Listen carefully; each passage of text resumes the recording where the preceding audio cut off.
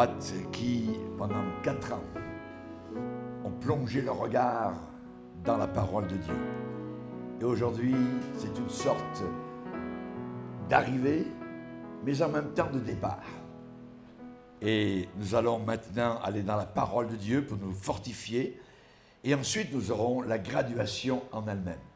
Vous pouvez maintenant vous asseoir.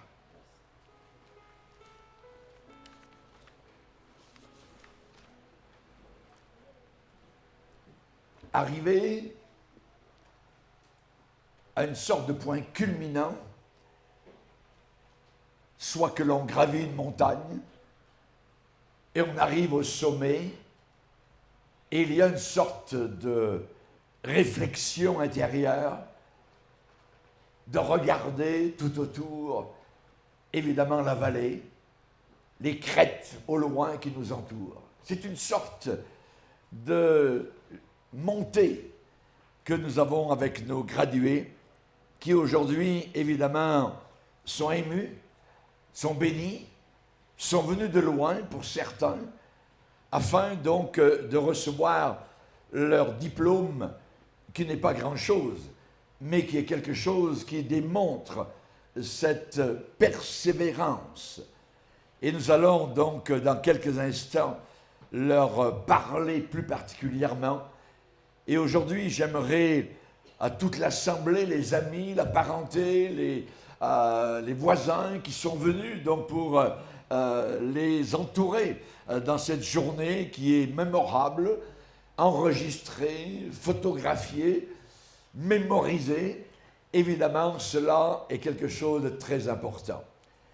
Et j'aimerais, avant que nous arrivions à cet instant, gravir un autre sommet de la Bible, un sommet pinacle. Nous allons y aller non pas en funiculaire, mais nous allons y monter par la puissance du Saint-Esprit. Et j'aimerais que l'on puisse lire dans la parole de Dieu Apocalypse chapitre 4. Apocalypse chapitre 4.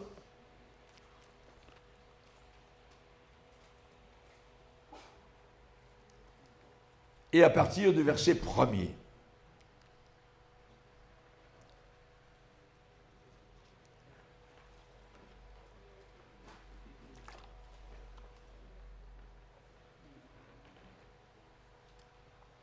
Jean l'apôtre rapporte son témoignage et déclare « Après cela », et nous verrons que ce « après cela » est très important. Après cela, je regardais, et voici une porte était ouverte dans le ciel. La première voix que j'avais entendue comme le son d'une trompette et qui me parlait, dit « Monte ici, et je te ferai voir ce qui doit arriver dans la suite. » Aussitôt, je fus ravi en esprit.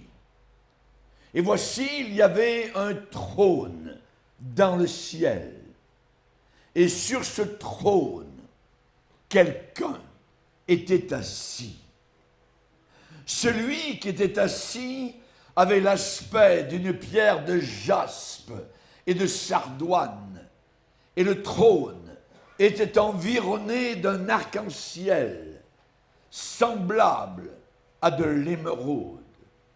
Autour du trône, je vis 24 trônes, et sur ces trônes, 24 anciens assis, revêtus de vêtements blancs, et sur leurs têtes des couronnes d'or. Du trône sortent des éclairs, des voix et des tonnerres. Et devant le trône brûlent 7 lampes ardentes qui sont les 7 esprits de Dieu. Il y a encore devant le trône comme une mer de verre semblable à du cristal. Seigneur, nous sommes devant toi et nous voulons adorer, nous voulons bénir. Notre cœur se tend, Seigneur, vers toi, ta personne, ta gloire, ton amour, ta présence. Nous demandons que tu bénisses particulièrement nos gradués d'aujourd'hui, 4 ans d'études persévérantes dans ta parole, ces rencontres avec toi, matinales, ou dans la soirée, ou la journée, ou durant la nuit, ces examens à remplir, ces devoirs à faire. Je te demande, Seigneur, de bénir particulièrement chacune et chacun d'entre eux, ainsi que leurs amis, leurs familles, leurs parentés, qui sont venus de près ou de loin pour les entourer dans ces moments d'émotion. Je te demande, Seigneur Jésus, que le Saint-Esprit nous conduise dans le cheminement de nos pensées au travers de la prédication de ta parole puissante. Au nom de Jésus, nous le demandons. Amen. Et tout le peuple dit Amen. Amen. Gloire à Dieu. J'aimerais vous parler quelques instants sur ce que Jean l'apôtre a vu dans la gloire. Apocalypse chapitre 4 est le chapitre, nous pourrions l'appeler le plus triomphant de toute la Bible. Les saints du Premier Testament et du Second, finalement, sont là, arrivés après des milliers d'années, directement autour du trône de Dieu, majestueux. Le trône du Père céleste, une apothéose, un enlèvement vient d'avoir lieu. Monte ici. Soudainement, sur la planète Terre, va arriver cet instant fatidique où nous allons tous entendre. Monte ici. Je disais hier qu'on descend en enfer, mais on monte au ciel. Et ici, nous l'avons. Monte ici. Chers amis, quand vous prenez l'avion, généralement sur votre billet, il est marqué la porte à laquelle vous devez vous présenter. L'Apocalypse est un aéroport. Et c'est à la porte numéro 4 qu'il faut se présenter pour monter au ciel. Alléluia! Que Dieu soit béni. Ça se passe à la porte numéro 4. L'enlèvement a lieu là. Apocalypse, chapitre 4, verset 1er. Le mot trône que nous voyons dans ce chapitre arrive 13 fois. Ce qui va nous impressionner lorsque nous arriverons là-haut, c'est le trône. Non seulement le trône et sa description, mais celui qui est assis dessus.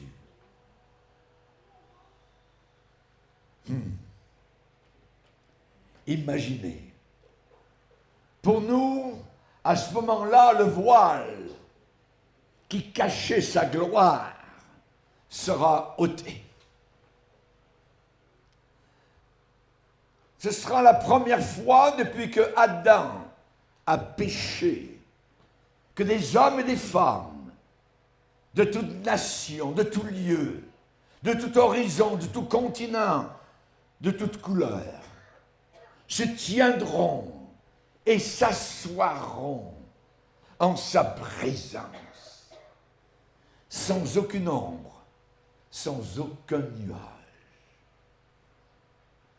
Sous nos pieds, il est dit que ce sera comme une mer de verre, comme du cristal. rien de caché ou impossible à cacher.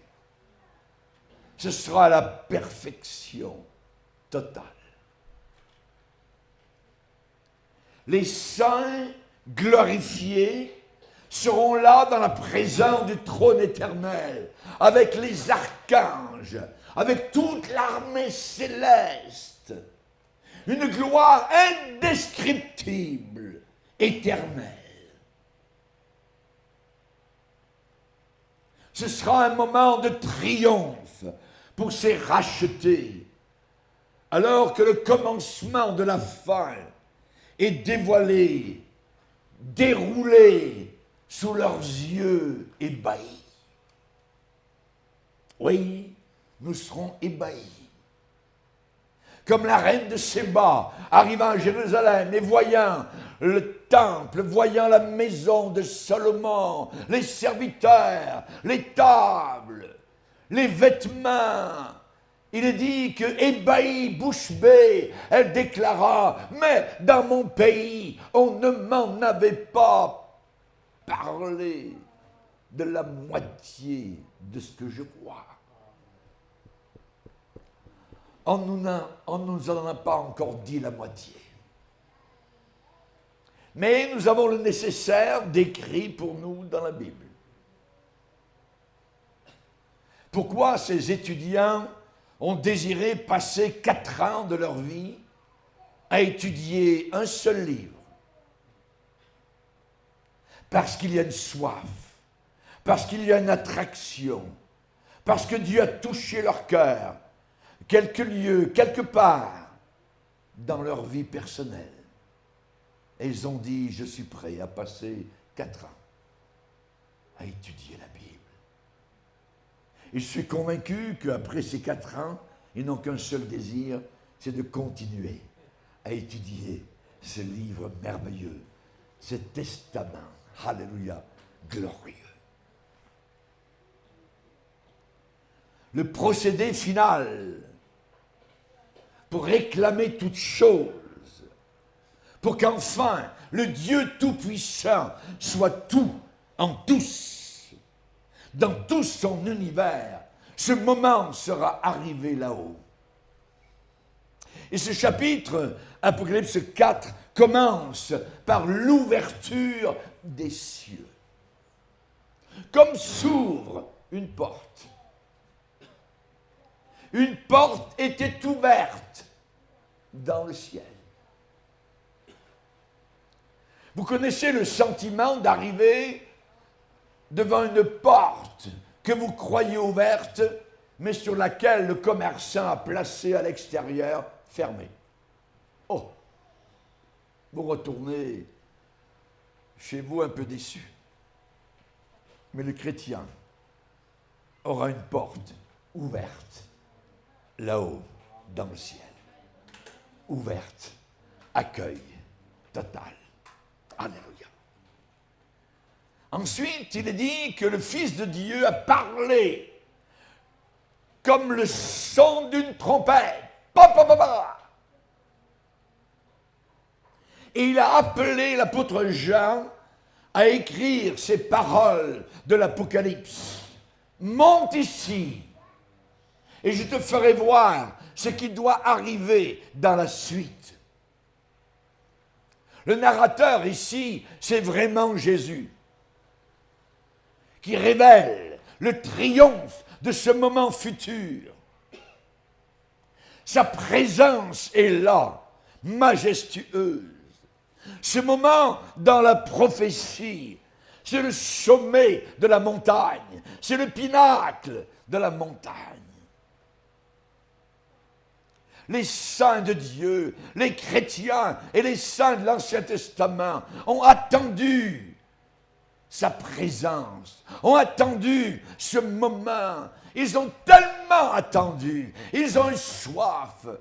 Ils ont maculé de leurs larmes leurs oreillers et leurs Bibles sur la terre, tellement ils aimaient le Seigneur.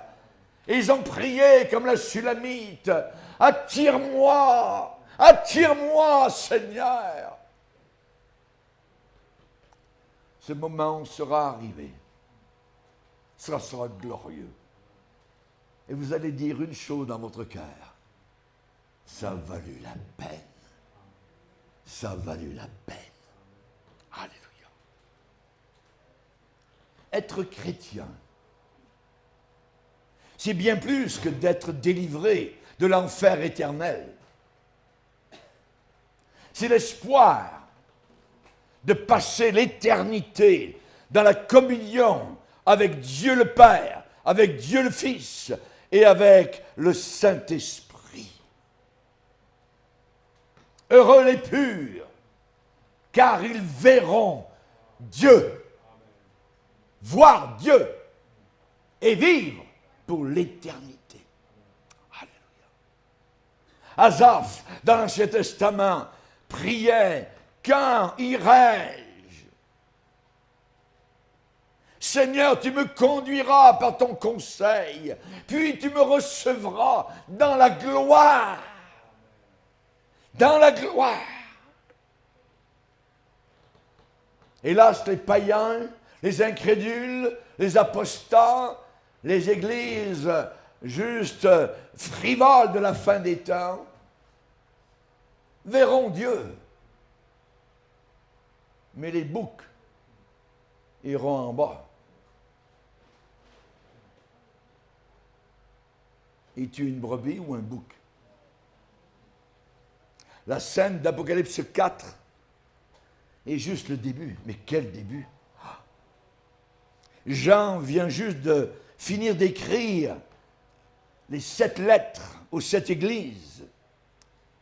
Et ceci va conclure la fin de l'époque de l'Église ici-bas sur la terre. Dans l'Apocalypse, on ne parle plus de l'Église jusqu'à Apocalypse 19, où Jésus revient du haut des cieux avec son Église pour régner 1000 ans sur la planète Terre. Moi, Jésus, j'ai envoyé mon ange pour vous attester ces choses dans les églises. Je suis le rejeton et la postérité de David, l'étoile brillante du matin. Au commencement d'Apocalypse 4, les saints sont vainqueurs. Ils ont reçu leur promotion. Montez ici, venez vers moi. Et nous allons devenir les anciens, les vieillards, dans la présence de Dieu. Nous dirigerons les affaires célestes avec le Père et le Fils. Autour du trône, il y avait 24 trônes, et sur ces trônes, 24 anciens assis. Position repos, après le travail sur la terre, après les souffrances, les persécutions, les emprisonnements. Assis. Repos, revêtus de vêtements blancs. Ils ont été lavés dans le sang de Jésus. Et ils ont des couronnes sur la tête, en or. Des couronnes d'or. Imaginez la scène. La scène de ce chapitre, Apocalypse 4, se passe au ciel. Aujourd'hui, vous avez des gens dans les églises qui parlent juste des choses de la terre. L'argent, prospérer, des meubles, des ceci, de l'or, le compte en banque, ainsi de suite. Ils ne pensent qu'aux choses de la terre. Nous voulons penser aux choses d'en haut. Les choses de la terre sont passagères. Les choses invisibles sont éternelles.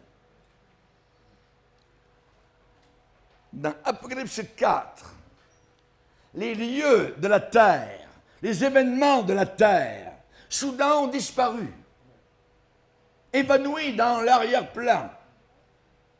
Au lieu de parler de villes terrestres, au lieu de parler des choses de la terre, on parle d'anges, de trônes, de séraphins célestes, de couronnes, de chérubins, d'adoration devant Dieu, des 7 offices du Saint-Esprit.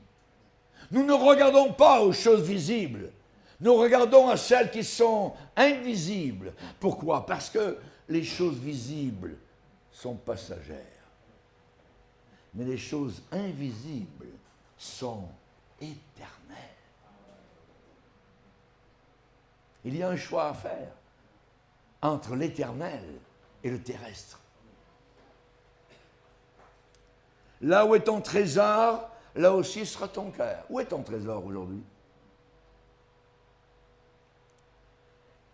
Depuis Adam, depuis sa cachette avec Ève derrière les arbres du jardin d'Éden, à cause du péché, c'est la première fois où l'homme pourra admirer Dieu dans toute sa gloire. Première fois où l'homme pourra voir Dieu dans toute sa gloire. Regarder Dieu dans sa gloire. Observer Dieu, voir Dieu. Aucun événement n'est plus positif pour montrer que l'enlèvement a lieu avant la grande tribulation. Dieu ne nous a pas destinés à la colère qui s'en vient sur le monde. Non. Le Seigneur va nous délivrer de la colère à venir. 1 Thessaloniciens. Si tu crois, tu verras la gloire de Dieu. Certains préfèrent la gloire des hommes. Nous avons choisi, nos gradués ont choisi la gloire de Dieu. Passer du temps dans la Bible, des heures et des heures, n'est absolument pas du temps perdu. Absolument pas. Vous avez eu raison. Sondez les Écritures pour voir comment, de quelle manière, l'homme peut s'approcher de Dieu. Comment l'homme peut-il s'approcher de Dieu? Et en étudiant la parole de Dieu, vous allez découvrir très vite que tout semblant d'approche est terrible. En Éden, Dieu a tué un animal innocent. Son sang a coulé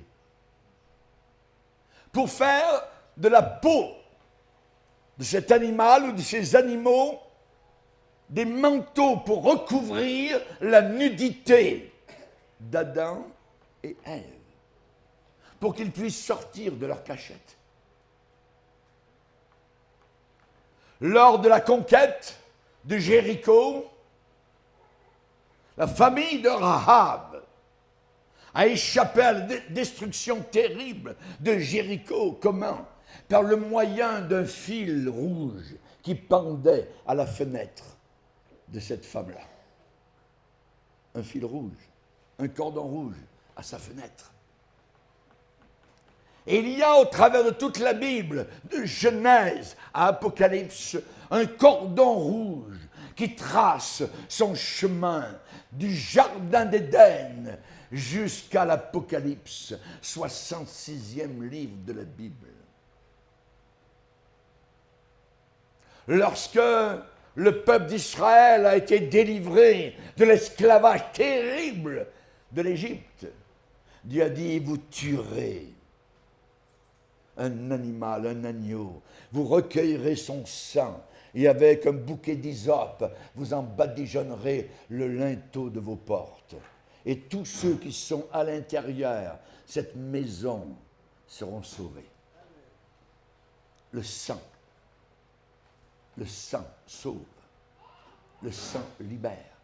Personne ne peut entrer dans la présence de Dieu sans qu'il y ait du sang versé. Il faut qu'il y ait du sang qui soit versé. Le Nouveau Testament nous dit, s'il n'y a pas de sang qui coule, il ne peut pas y avoir de pardon.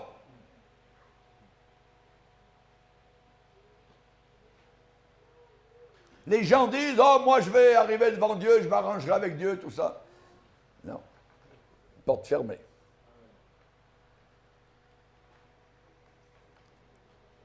Dieu a dit à Moïse, l'homme ne peut pas me voir et vivre. Il faut qu'il y ait du sang. L'évangile que je prêche est un évangile de sang, sanguinaire. Le sang de Jésus, agneau de Dieu, a coulé une seule fois pour toutes, afin que nous soyons pardonnés, sauvés, libérés. Et maintenant, les saints sont là dans la gloire, assis autour de l'immense trône de Dieu, dans la présence non couverte, non voilée du Dieu révélé. Le Dieu souverain, tout-puissant, pleinement dans notre champ de vision, avec autour de nous des millions et des millions d'hommes et de femmes rachetés, ceux de l'Ancien Testament, qui ont eu foi en Jésus qui devait venir, et les chrétiens du Nouveau Testament qui ont eu foi en celui qui est venu. Mais toujours autour d'un agneau ensanglanté. Jésus. Jean-Baptiste a pointé son doigt au Jourdain en voyant Jésus arriver, ce jeune homme de 30 ans. Voici l'agneau de Dieu qui ôte le péché du monde. Alléluia. Ses serviteurs verront sa face. Sa face. C'est l'image de ton avenir, de ton futur. C'est à vous couper le souffle. Ses serviteurs verront sa face. Parfois, vous êtes arrivé devant un miroir, vous savez, ces miroirs qui sont gondolés un peu, et vous regardez votre face, votre visage, et on dirait un pneu de Boeing. Mais je peux vous dire que là-haut, vous allez voir Dieu face à face, tel qu'il est, dans sa clarté, dans sa beauté. Alléluia. Nous le verrons tel qu'il est. Aujourd'hui, nous voyons, dit l'apôtre Paul, d'une manière floue. Mais alors, là-haut, dans la gloire, nous verrons clair, net, face à face. Le Dieu vivant et vrai, le seul, le Dieu, l'unique. Pas Allah, pas Bouddha, pas Zoroaster, pas Vishnu, pas Krishna, Jésus-Christ de Nazareth. Qui est lui, seul, qui est Dieu. Avant même que le monde ait été créé, avant même que la planète Terre ait fait son premier tour sur elle-même à 1660 km/h, avant même que cela n'arrive, il était là. Il était déjà là. Il y avait Dieu. Le Dieu incréé. Ça veut dire non créé. Dieu créateur ne peut pas avoir été créé. Le transcendant, l'éternel, l'absolu. C'est lui qui se situe au-delà de tout ce que nous pouvons en dire ou en penser. J'aime la phrase. J'en dis, je vis une porte ouverte dans le ciel. Nous ne pouvons pas passer par-dessus cette expression, la signification puissante de cette porte ouverte. Pourquoi? Eh bien, parce que la chair et le sang ne peuvent pas hériter l'immortalité. Les gens ne veulent pas quitter la terre. Mais si vous voulez vivre avec Dieu, il va falloir quitter la terre. Soit par la mort, soit par l'enlèvement. Il faut quitter. Parce que la Bible dit que la chair et le sang ne peuvent pas hériter le royaume de Dieu. Si vous montiez dans la présence de Dieu aujourd'hui avec votre corps, vous seriez pulvérisé instantanément en 1000 morceaux par la puissance dégagée par la gloire de Dieu. Veillez donc, nous dit le Seigneur Jésus, priez en tout temps, afin que vous ayez la force d'échapper à tout ce qui va arriver sur la planète Terre. Jésus a dit à l'apôtre Jean que tout ce qu'il était sur le point de voir était dans le contexte de « après cela ». Après cela, après quoi? Après l'époque de l'Église. Après les avertissements aux 7 églises de l'Apocalypse.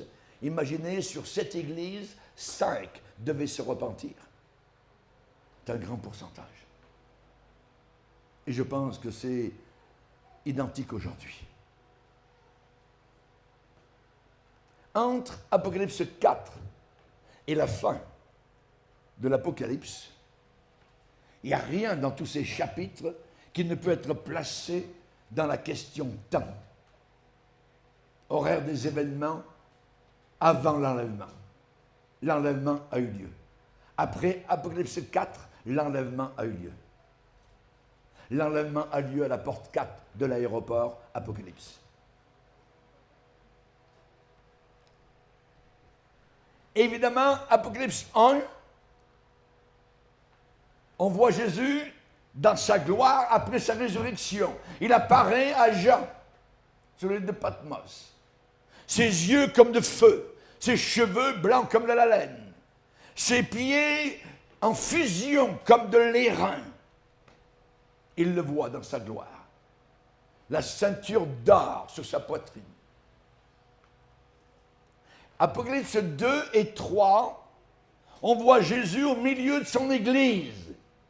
Il dirige la vie, le ministère de son corps, l'Église, l'Ecclésia, Ekkaleo, ceux qui sont appelés en dehors de ce monde, de l'idée de ce monde, de l'habillement de ce monde, de la musique de ce monde, de la folie de ce monde. Appelés en dehors. Et ensuite arrive, je regardais et voici une porte était ouverte dans le ciel. Monte ici. Monte ici. Alléluia. On voit que le Seigneur parle à Jean, le révélateur sur le futur, après l'enlèvement. Après l'enlèvement. Nous serons entrés dans le règne de Dieu. Entrés dans le règne de Dieu. Un règne de justice. Aujourd'hui, les gouvernements se multiplient, tombent, d'autres prennent la place. Mais Daniel, le prophète hébreu, a dit « Je vis un royaume qui ne serait jamais détruit et qui ne passerait plus sous la domination d'un autre royaume. Un royaume éternel. Éternel. » À Vienne, en Autriche, il y a une inscription sur la porte Burgator. C'est un monument en marbre. Et est écrit là la devise de François Ier. Institia regnorum fundamentum, qui veut dire la justice est la base des règnes. Ça n'est jamais arrivé sur la terre. C'est bien beau, une belle formule, mais ça arrivera uniquement par le règne de Jésus-Christ. Et nous, Église de Dieu, nous avons prié depuis des millénaires que ton règne vienne. Il va venir. Votre prière, ma prière, la prière des chrétiens au travers des siècles sera répondue, exaucée. Le règne de Jésus-Christ s'en vient. Et notre futur est glorieux. Je veux te voir, mon frère, ma sœur, chers étudiants, assis là-haut dans la gloire, Alléluia, avec une couronne d'or, avec une robe, non pas bleue, mais avec une robe blanche, Alléluia, illuminée comme le soleil. Que Dieu soit glorifié, que Dieu soit béni. Nous allons maintenant, après avoir évidemment non pas rêvé, mais parler de choses réelles. Amen. Ce n'est pas du rêve que je suis en train de prêcher, c'est une réalité.